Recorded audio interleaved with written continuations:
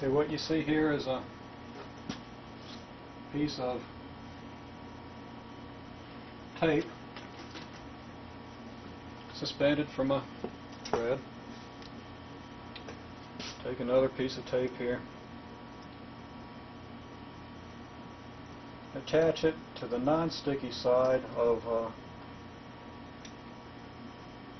another piece, strip them apart, and they become oppositely charged.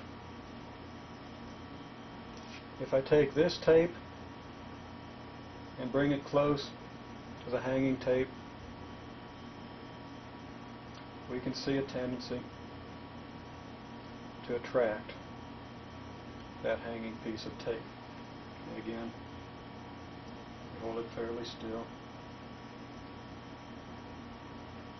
We can see it being pulled over. If we take the other piece, from which we stripped the first,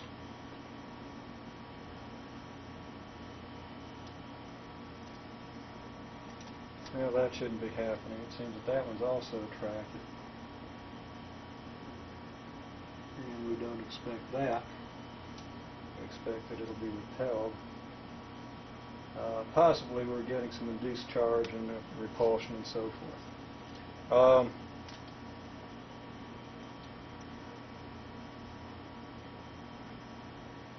In any case, it's a little hard to see exactly what we're getting here. Theoretically, when we stripped the pieces apart, they would have been oppositely charged, so one should have attracted, one should have repelled this piece. I think the problem is that this piece wasn't charged. So let's charge this piece. Okay, yep, that's charged. Charged right into the paper. See if we can move it further out from the paper. And now if we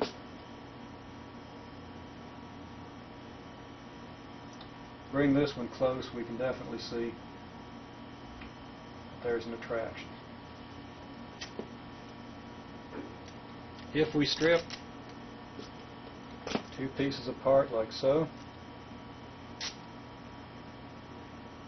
okay, there's an attraction, and there's a repulsion.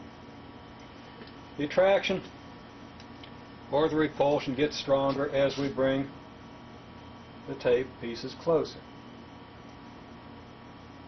And we can test that strength, we can see that strength by how far the piece hanging from a thread moves over from its equilibrium position. Now it's swaying back and forth, and also being attracted to my hand. So it's a little hard to see how far it's actually tending to come over. But its equilibrium position definitely changes as a result of the attraction here. And the closer we get the pieces together, obviously the greater the attraction. Now how do we measure that attraction? Well, if we had a shorter piece on a longer thread, then the greater force is going to tend to, well, my hand is really charged. The greater force is going to tend to pull the mass over further. If the tape is shorter and the thread longer, this approximates a simple pendulum, and we can measure the force. If we know the mass of the pendulum bob, which is the piece of tape with the cardboard and the aluminum hook and so forth, and the length of the thread and the displacement, we can calculate the force that's displacing it. The force will simply be in the same proportion to the mass or to the weight of the pendulum bob as the displacement from equilibrium in this direction or that direction to the length of the pendulum bob this way. And we're going to use that to infer some of the forces involved in this situation. Now typically what we have is two masses hanging on threads of length L, and we measure the thread separation D1 at the top and D2 at the bottom. we have masses m1 and m2. Now, assuming that both of these masses are the same, and that's not necessarily going to be the case, but they're fairly close to the same. If both masses are the same, then we can just use m for the average of the two masses. If both masses are nearly the same, we can take the average of the two masses and just assume the masses are equal, and that the displacements from equilibrium are also equal. The forces will be equal and opposite, so if the masses are the same, the weights will be the same, and the displacements from equilibrium will indeed be equal. So, assuming the masses are very nearly the same, we average the two masses, and we assume equal angles from the vertical, and we proceed to determine what the force should be. What we'll get will be something like this. Okay, here's our picture again, same picture, but we have just m here and m here. And we'll assume equal angles with equilibrium being at the vertical, so that either mass will be like this. We'll have a weight acting downward. We'll have a force, let's say in this case we've depicted a force of repulsion. Force of repulsion acting in this way on the mass m, displacing a distance x from equilibrium.